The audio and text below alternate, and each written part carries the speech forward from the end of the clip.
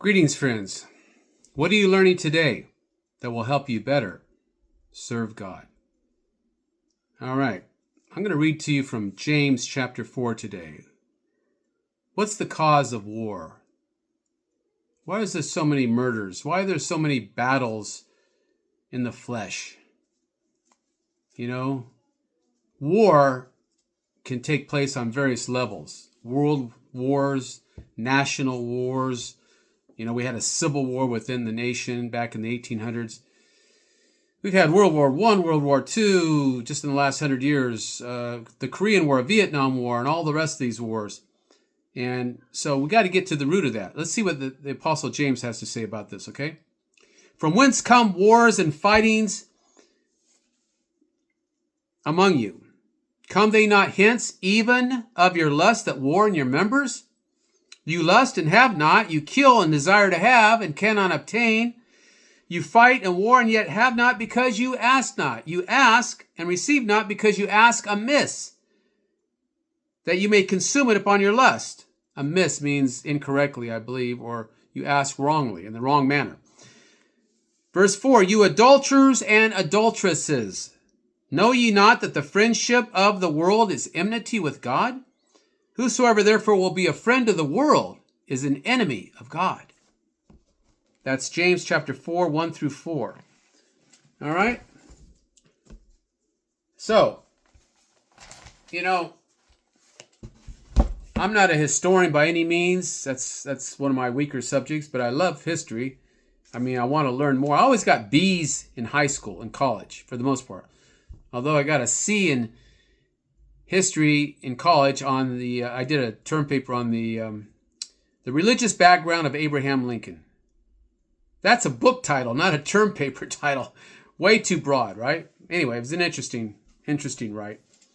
Stayed up almost all night to finish that one because I waited to the last minute. Don't procrastinate. Don't put off what you should be doing over the course of the semester. That's what I did with my term paper there. But anyway, getting back to war, we got this situation with Russia and Ukraine and the United States, a proxy war with Russia, and I don't know what side you are on, but it's an interesting debate.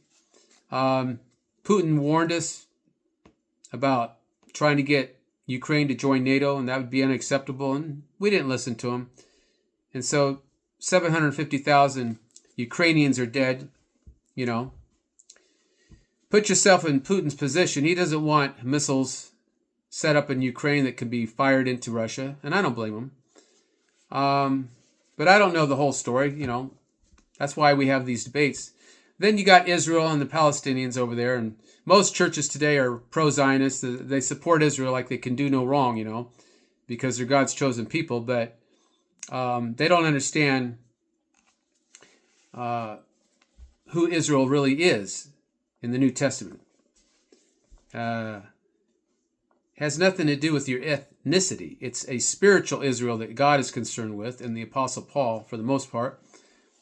But you got this war between the state of Israel and the Palestinians, their neighbors over there. And it's been going on probably since 1948 when Israel became a nation. So,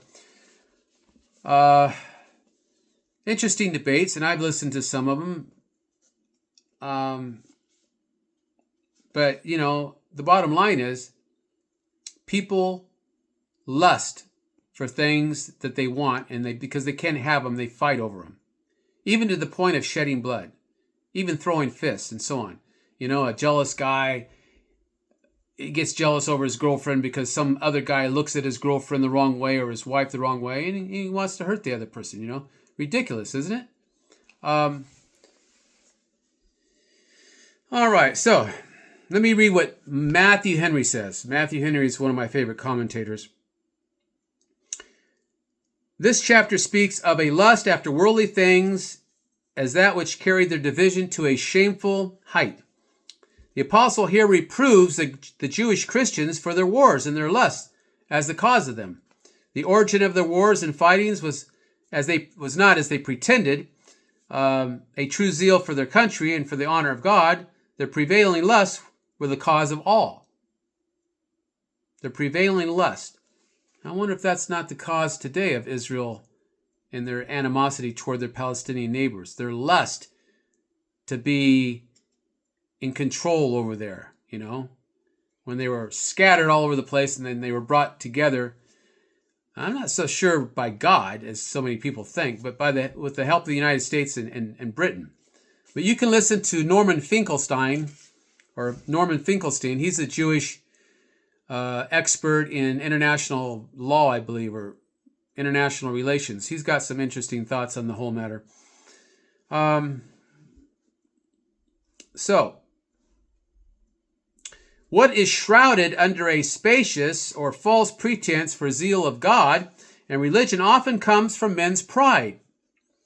They make a war within as well as fightings without. From lust of power and dominion, lust and pleasure, or lust of riches, arise all the broils and contentions that are in the world. It is therefore the right method for the cure. It is therefore the right method for the cure of contention, to lay the axe to the root and mortify those lusts that war in the members. It should kill these lusts to think of their disappointment. Verse 2. Inordinate desires are either totally disappointed or they are not appeased and satisfied by obtaining the things desired. Worldly and fleshly lusts are the distemper, which will not allow of contentment or satisfaction in the mind. Yeah, remember 2003, the United States went to war against Iraq under President Bush. Supposedly because there were weapons of mass destruction, but there was never any weapons of mass destruction discovered. So, we are told that what Bush really did was he went after the oil over there. All right? And I remember I was living in Hollywood, California at the time. I'd put my acting career on hold and I was prospering in my junk removal business, my property cleanup business. And I was kind of like glued to the internet, listening to all the news. And this was just a couple of years or a year and a half after the 9/11, the attack on the trade towers. And I got to the root of things and I began to wonder what really happened over there. We're told that Muslims hijacked some planes and flew them into the trade towers. But then as I investigated it and I listened to I read the official story, none of it made sense. I listened to Radio Liberty, hosted by the late Dr. Stanley Monteith, and I heard a debate, or not a debate actually, it was Alex Jones was being interviewed by Dr. Monteith. And it was Alex Jones that brought up the idea that it was an inside job, that the official story was bunk, and he explained what really happened. Now, I know he's also given credit for predicting 9/11, which I don't see how that's possible, but that's what we're told. But, and I don't want to get into this whole matter of what really happened there. Obviously, it's not the way the government said, because, you see those buildings come down like controlled demolition, right? No plane brought those buildings down. I'm convinced of that. And architects for 9/11 would state the same thing. Too many inconsistencies in the official story. Shouldn't surprise you, though, because the government has lied to us before, right? Anyway, getting back to this matter of why there's wars. It's because of lust and pride and vanity, sensuality. And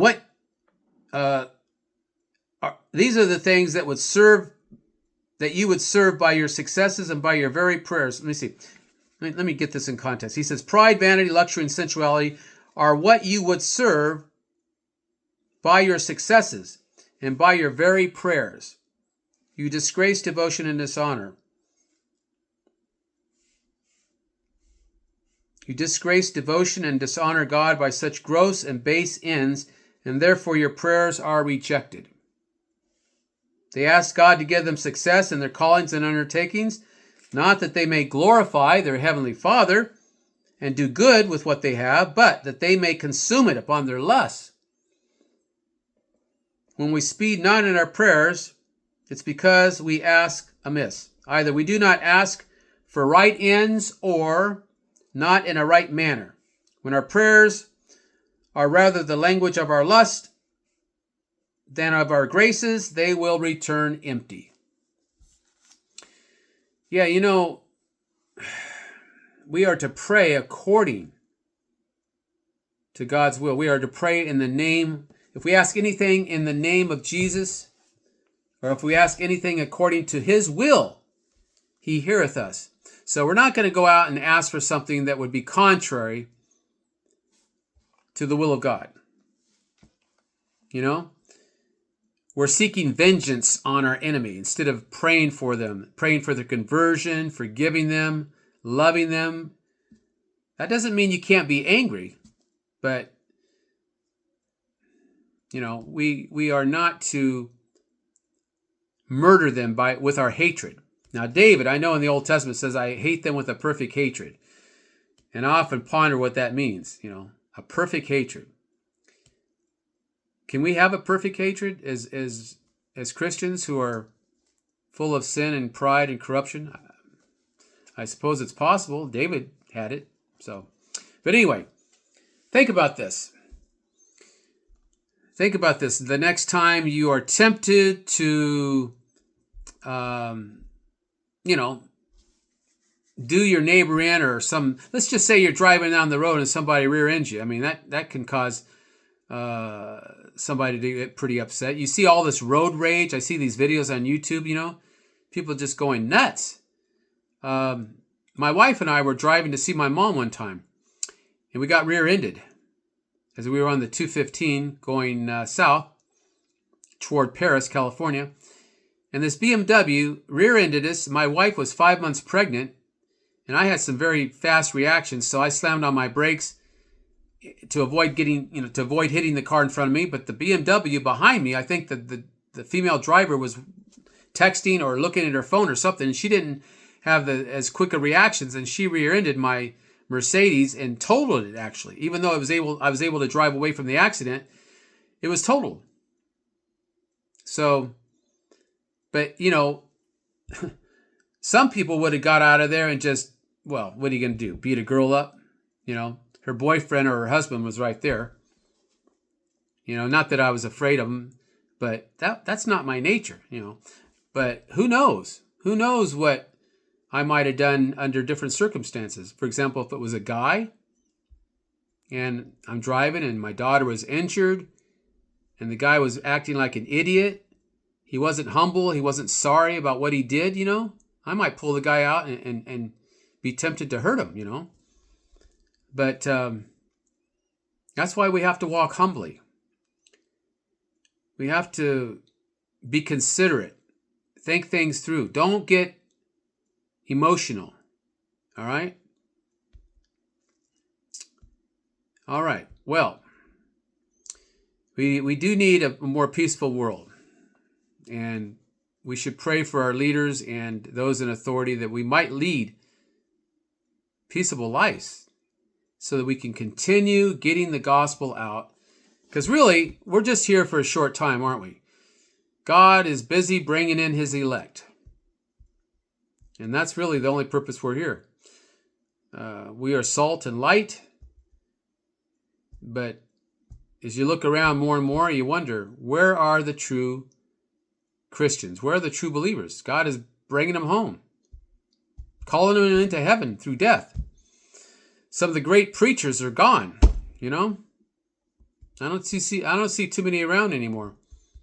Just look back 20 years, 30, 40 years ago when they were still preaching, and they've gone to be with the Lord. There's a few here and there, but anyway, that's just the times that we're living in. A dark period of church history. Some would say they were near the end. Of course, every generation has thought that, haven't they? That the end of the world is near and the Lord is coming in their generation. The fact is, we don't know exactly when the Lord will come. We have to keep occupying and doing our duty. All right? All right. Well, if you like this video, give me a thumbs up. Share it with others. And go to my Faith Writers if you want to read some of my writings. faithwriters.com. Just type in Brother Carlton. I got hundreds of articles there. My book, Digging for Spiritual Treasure, Should be out in about 3 weeks. I got some testimonials and got the introduction, and I still need the forward to it. But other than that, it should be up on Amazon. And then I got some other books that'll be coming out later in the year or next year, 2026. So, all right, that's it. Hope you have a great evening and a blessed tomorrow. Until